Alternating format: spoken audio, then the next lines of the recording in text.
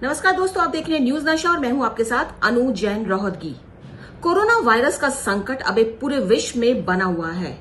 Britain, America, Spain में corona की चौथी और पांचवी लहर पहुंच चुकी है। केसेस लगातार बढ़ रहे हैं और हमारे देश में भी कोरोना की तीसरी लहर कब आ जाए पता नहीं है, क्योंकि देश के कुछ हिस्सों में कोरोना के मामले लगातार बढ़ रहे हैं, केरल और नॉर्थ ईस्ट में, खासकर महाराष्ट्र में भी। लेकिन इन सब के बीच एक और दो नए वायरस ने वैज्ञानिकों की, डॉक्टरों की नींद उड़ा दी है। ये वायरस है मंकी बी और monkey pox. Monkey B virus China में पाया गया है। वहां के एक वेटरनरी डॉक्टर थे, उन्होंने 2 मरे हुए मंकी का एग्जामिन किया जिनको किसी बीमारी के कारण जो मरे थे, और उसके बाद जो इन चिकित्सक की जो डॉक्टर थे उनकी हालत गंभीर हो गई, बीमार पड़ गई और थोड़े दिन बाद इनकी डेथ हो गई। और जब जांच रिजल्ट आए वो चौंकाने वाले थे, क्योंकि इनको मंकी बी वायरस के कारण इनकी तबीयत बिगड़ी थी और ये इनकी डेथ का कारण बने।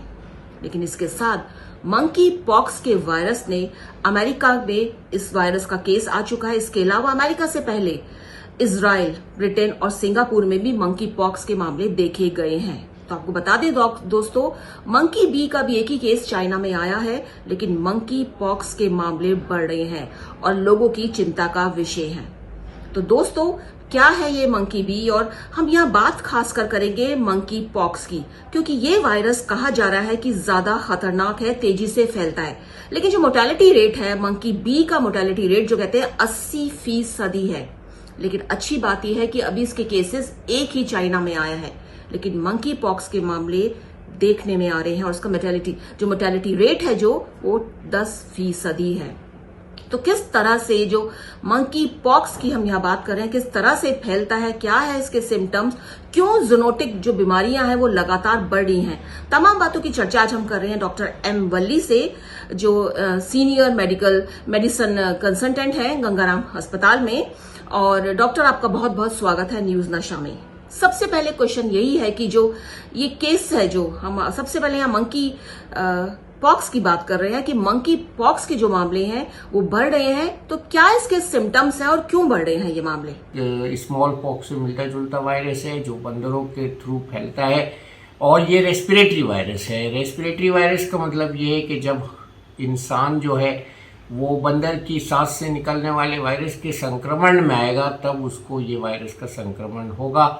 और ये कई चीज़ें इसमें ऐसी हैं जो नोट करने वाली हैं। पहली तो ये कि इसका संक्रमण जो है ये स्मॉल पॉक्स से कम घातक होता है, और दूसरा ये इसका अभी कोई वैक्सीन नहीं है। तीसरा ये रेस्पिरेटरी सिस्टम के ज़रिए फैलता है, और इसमें बहुत सी और भी चीज़ें होती हैं, जैसे कि बुखार का आना और रेस्पिरेटरी सिम्टम्स का होना, जैसे खांसी होना बुखार के साथ, और सांस फूलना, और बाद में इसमें ग्लैंड का डेवलपमेंट होना पाया जाता है। और सबसे पहले ये 1958 में बंदरों में देखी गई थी, और इसको 2 टाइप्स में क्लासिफाई किया गया था, West African and Central African. इसको हम नाइजीरियन पॉक्स भी कहते हैं, और ये ड्रॉपलेट से, एयर इन्फेक्शन से चूँकि फैलता है, इसलिए मास्क लगाने से इसकी रोकथाम हो सकती है। इसकी डायग्नोसिस और सस्पिशन बहुत मुश्किल है, और ये बहुत रेयर चूँकि बीमारी है अभी इसमें हमको यही देखना पड़ेगा कि अनयूजुअल एज में अनयूजुअल छाले, चकत्ते स्किन में पड़ जाना, और बुखार का आना, ग्लैंड्स का होना, अनएक्सप्लेन इलनेस है ये। तो ये सब चीज़ें मिला जुला कर ये मंकी पॉक्स बनाते हैं। ये खतरनाक बीमारी है। तो यहाँ जैसे डॉक्टर वली ने बताया है कि जो मंकी पॉक्स है चिकन पॉक्स से मिलता जुलता है ये, और ये जो मंकी पॉक्स की जो मोर्टेलिटी रेट तो हमने आपके पहले ही बता दिया है कि 10% है, और मंकी पॉक्स एक तरह से रेस्पिरेटरी जो है उसके द्वारा फैलता है कि मंकी के अगर आप संपर्क में आए हैं, खासतौर पे वो लोग जो, खासतौर पे डॉक्टर जो जानवरों के डॉक्टर हैं वो ही संपर्क में आते हैं, और जो लोग काम करते हैं, जो लोग रिसर्च वर्क में हैं, जो संपर्क में आते हैं, सबसे ज्यादा खतरा उनको ही है। और आपको बता दें कि चिकन पॉक्स से मिलता जुलता मंकी पॉक्स का वायरस है, इसलिए कहा जाता है कि जब चिकन पॉक्स का इरेडिकेशन हुआ तो उसके साथ साथ मंकी पॉक्स भी काफी हद तक खत्म हो गया, क्योंकि वो जो वैक्सीन था उसने इस वायरस पर भी काम किया। लेकिन अब ये दोबारा से ये केसेस आ रहे हैं और अहम बात ये है कि अफ्रीका से वायरस ये आया है, और जो अमेरिका में भी जो पेशेंट आए थे और जो यूके और इजराइल में भी जो पेशेंट थे ये नाइजीरिया से होकर आए थे और इनमें ये पाया गया। अमेरिका में जो केस आया है वो भी जो टूरिस्ट था वो नाइजीरिया से होकर आया था। तो कहा जा रहा है कि जो वायरस है ये अफ्रीका का वायरस है और ये फैलता बहुत तेजी से, इन्फेक्शियस बहुत ज्यादा है। मोर्टेलिटी रेट हालांकि इसका 10% है, जबकि मंकी बी का 80% मोर्टेलिटी रेट है। दोस्तों, अगर हम यहाँ चर्चा करें इस बात की कि पिछले कुछ समय से जूनोटिक बीमारियां का मतलब होता है कि जानवरों से आदमी में फैलने वाली बीमारियां लगातार बढ़ रही है, चाहे वो कोरोना हो, जो कहा जाता है कि चमगादड़ से आदमियों के बीच में आया, फैला आदमियों से। आपको बता दें कि चमगादड़ के अंदर इतनी क्षमता होती है कि वो 200 से ज्यादा वायरस अपने अंदर छुपाए रखता है, खतरनाक वायरस, और वो उसके अंदर पनपते रहते हैं। वो चमगादड़ का नुकसान नहीं पहुंचाते हैं, लेकिन जैसे ही चमगादड़ वीक होता है वो वायरस उस पर अटैक कर देते हैं, चमगादड़ बीमार हो जाती है।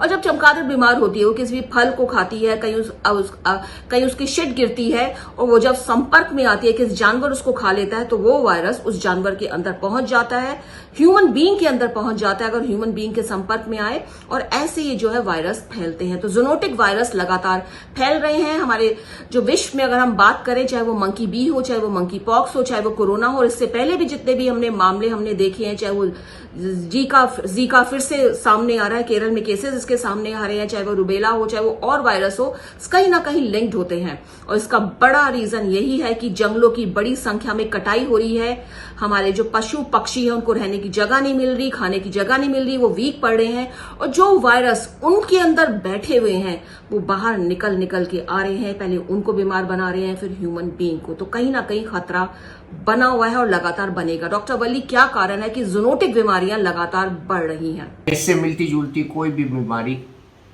जो वायरस से फैलती है उसमें हमको सोर्स ट्रेस करना होता है। मंकी पॉक्स में ऑब्वियसली इसका सोर्स मंकी है, उसके निकलने वाली सांस है, उसकी प्रॉक्सिमिटी है, तो इसलिए लेबोरेटरी में जो लोग मंकीज पर काम करते हैं उनमें इसका संक्रमण ज़्यादा होता है।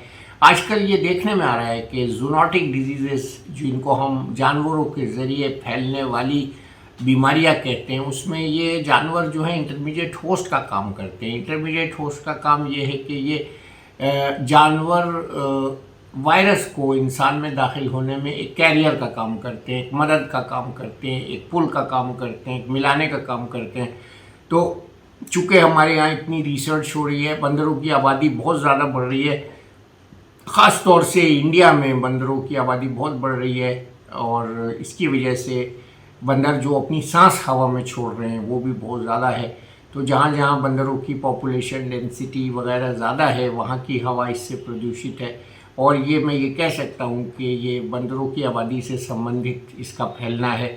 ये जूनोटिक डिजीज़ है, और मंकी बी, मंकी पॉक्स, ये दोनों बंदर के ज़रिए इनका संक्रमण होता है। तो डॉक्टर बली ने भी माना कि जूनोटिक बीमारियां बढ़ रही हैं, और रीजन हमने आपको पहले ही बता दिया कि हमको कहीं ना कहीं नेचर का आदर करना पड़ेगा।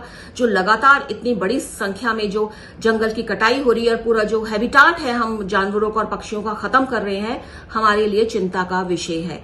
और डॉक्टर बली ने चेताया है क्योंकि हमारे देश में भी जानवरों की और खासकर बंदरों की संख्या बहुत ज्यादा, और ऐसे में इन्फेक्शन कब कहां यहां पहुंच जाए, क्योंकि फ्लाइट्स धीरे धीरे खुल रही हैं, लोग आ रहे हैं। अफ्रीका का वायरस है, कब ये वायरस हमारे देश में आ जाए मंकी पॉक्स बता नहीं सकते हैं, इसलिए सबको सतर्क रहने की बहुत जरूरत है। दोस्तों, अभी समय नहीं आया है कि हम फ्रीक आउट करें, बाहर निकलें।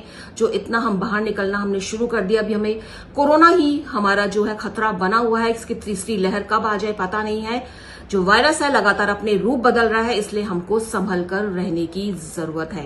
न्यूज नशा के जरिए कोशिश रहती है आपको नई नई जानकारी दी जाए एक्सपर्ट्स के माध्यम से, और ये लेटेस्ट जानकारी जो मंकी बी और मंकी पॉक्स की है, जरूरी थी आप तक पहुंचाने की।